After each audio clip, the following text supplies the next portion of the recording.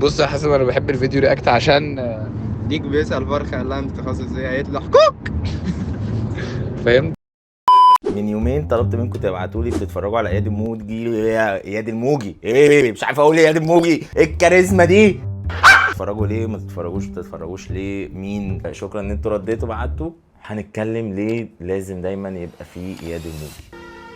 بتقول ايه؟ طيب قبل ما اشرح نفسي، عشان دي حاجه قلتها على القهوه، قلت اخدها من القهوه. الفيديو على القهوه بتعمل حاجتين، يا بتطلع بفكره محتوى يا بتطلع بفكره شركه. قبل ما نتكلم النون دي تعود علينا، اللي هو مفيش ضيوف، هو انا والناس اللي بعتت اجابات. رد على شويه اسئله اللي هي بتيجي بقى على القهوه. انا طالع من القهوه فتيجي من القهوه بيصبوا في بعض.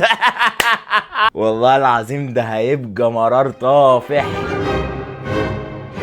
ايه هو الفيديو رياكت اصلا؟ بسم الله الرحمن الرحيم كده. سؤال يعني كاننا جهله يا حازم ومش عارفين ايه هو الفيديو رياكت ومستنيينك تيجي تحكي لنا وتفهمنا ايه هو الفيديو رياكت. ليه ما فهمكش ليه؟ انا قعدت قريت وشفت فيديوهات.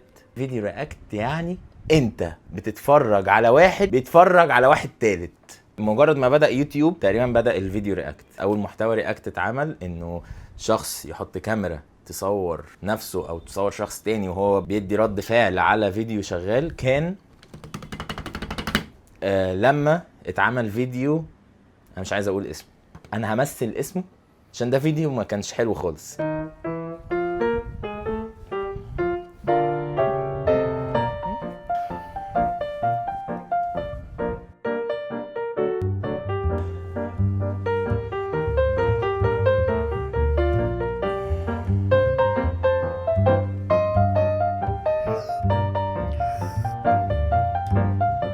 ده كان الفيديو برضه عشان تبقوا فاهمين، ده كان الفيديو اللي الناس بتتفرج عليه وبتصوره وهم بيتفرجوا عليه. مش مهم. هو انا لما ببص للكاميرا فانا ببقى باصص لكم ولا لما ببص عليا ببقى باصص؟ اول حد انا فاكر ان انا شفته بيعمل، انا كحازم شفته كان نجم. ثواني، هو 25 هي بتستوعبها يعني، هي عشان تدخل في السيستم بتستوعب 25 اللي هي 25 ممكن يبقى في حد قبله اكيد ممكن. ومن نجم عرفت خالد حسام ومهاب شادي وبرجو ووهبه. انا مقتنع اصلا الرياكت ده موجود من زمان، من قبل بقى يوتيوب ومن قبل الكلام ده كله. طرائف وغرائب، طرائف وعجائب. طبعا حاجه يعني فوق الخيال اللي احنا بنشوفه اللي عرضناه قبل كده. مش هتفرق فعلا مين اول واحد، لانه اغلب الناس لما بيرجعوا يعملوها باشكال مختلفه. فده ياخدنا للسؤال الثاني. بكل صراحه احنا بنتفرج على الرياكت عشان ما بصدق الاقي حد بيتكلم بلساني، حد شايف نفس الحاجه اللي انا شفتها، حس نفس اللي انا حسيته وفكر تقريبا نفس تفكيري بشكل لذيذ، بكاريزما، بكاركتر، بخفه دم. كل دي حاجات مش عندي انا. لا ما اقصدش، ولا مش عندي. وفي ناس بتستظرف يقول لك ده مستر عمر ده مجنون، او فاكر انها مثلا بهزر او مجنون. انت سيد العقلين. ده انت قاعد، انت العقل كله عندك في المربع اللي انا شايفه ده. واحد قاعد بيزعق لكاميرا قدامه بقاله سنه. ايه العقل ده؟ ايوه يا ريس، ايوه هو ده اللي انا عايزه، هو ده اللي انا حسيته. هو ايه ده؟ لا وبعدين هو ايه ده؟ يعني مش سهله. انا بنسى ان انا المفروض ابص على الكاميرا. مش سهله خالص، لان كل واحد بيعملها بشكل مختلف، بشكل بيخليها برنامج، فورمات، ليه كاريزما، ليه شخصيه، ليه اداء معين. فاياد بيعمل ما بقتش حمل، بيطلع بقى بشخصيته يهزر. بس نفسي صاحب ما يسيبنيش ويمشي طول عمري. هو عايز حد يبات معايا الفتره دي قاعد لوحده. مش يعني ما تسيبنيش وتمشي. عايز صاحب عاطل يعني ما عندوش شغل بكره. مهاب شادي بيعمل قمه الاحراج، مختلف تماما عن ما بقتش حمل، بس هو بس مختلف في حاجات تانية عشان اطفال ما بيضحكوش خالص. وانا يعني لا ثواني، انا اسف. المفروض امثل تقريبا على الزيرو مع محمد رمضان. يا جدعان لا انا اسف. هو ايه يعني؟ معلش يعني، هو اللي توم ب 120 جنيه هو ايه؟ توم كروز.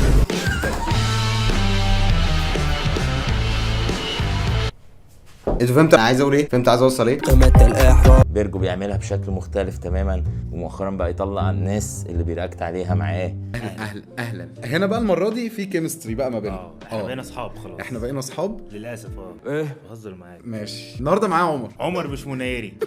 اللي هيسف على منيري. اللي هيسف على منيري والناس اللي سفت على منيري. صهيب قدس عمل توب 5 في التلفاز، ده كان رياكت. ما هو ده كان رياكت وبيعلق على الحاجه، وخرج منه عمل تصبيره هو بس مختلف تماما، عامل مراتب. نفس الشخص عمل 3 حاجات في نفس الحاجه مختلفين عن بعض. لا مش سهله. خالد حسام كاركتر عبقري وعالم مختلف وبيتكلم بطريقه مختلفه، يعني ما حدش بيعمل اللي خالد حسام بيعمله. اهلا بيكم في فيديو جديد. ساعات بحس ان انا ما عنديش شخصيه، بس كل واحد من دول مميز بشكل مختلف تماما، مع انهم كلهم بيعملوا نفس الحاجه. فهو الحاجه سهله، بس انك تعملها وتبان وسط كل الناس التانية دي هي اللي مش سهله. هجننكم انا كل شويه هتنطط. هجننكم. طب ليه اياد الموجي بيعمل ما بقتش حمل؟ او ليه مهاب شادي بيعمل قمه الاحراج؟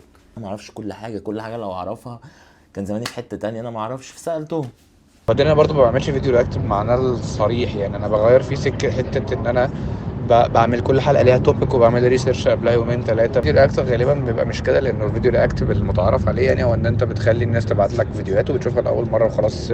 بحس ان انا يعني قشطه، يعني بكون مثلا عايز اشوف الحاجات دي مع صحابي واقول لهم بصوا يا جدعان، بس دايره صحابي كترت تقريبا وسعت. بالنسبه بقى يا ريس لقمه الاحراج، هي نفس مبدا الكرنج. انت لما بتشوف حاجه بتبقى عارف، لما تشوف حد هيعمل مقلب في حد بتبقى محرج كده او مش عايز تتفرج، حاسس انه في لا مش قادر. هو كده نفس الحوار.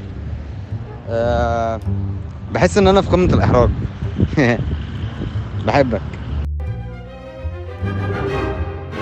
ليه اياد الموجي لازم يفضل موجود؟ اولا انا بتعلم منهم كشخص بيتفرج. فاي حد بيتفرج اظن حتى وانت بتتسلى غصب عنك بتتعلم. لو انت مهتم بالمحتوى بتتعلم. بتعتبرهم نشرة اخبار. لو اتعاملت معاه، لو انت مش حابب اللي هو بيقوله بس فتحت تشوف فيه ايه فايتك، ثانويه عامه، فيديوهات ثانويه عامه عامله ازاي، ايه الاحداث. النقد مهم، يعني ايوه النقد مهم. هي دي، هو انا عمال الف وهري، ما هي دي النقد مهم. الناس بتخاف من النقد اظن، كلنا بيبقى عندنا حته كده اللي هو لا مش عايز، ما تقولش عليا. انه النقد مهم بيعلم. فولو على انستجرام عشان هطلب منكم حاجه وبعدها بكام يوم هنقوم مصورينها مع بعض بقى. هتبقى نتكلم دردشه كده، لعب. ايوه هيبقى فيه لعب، فوتوشوب هيبقى فيه فوتوشوب، يعني حسب اطلب منكم ايه هتدوني ايه هعمل ايه.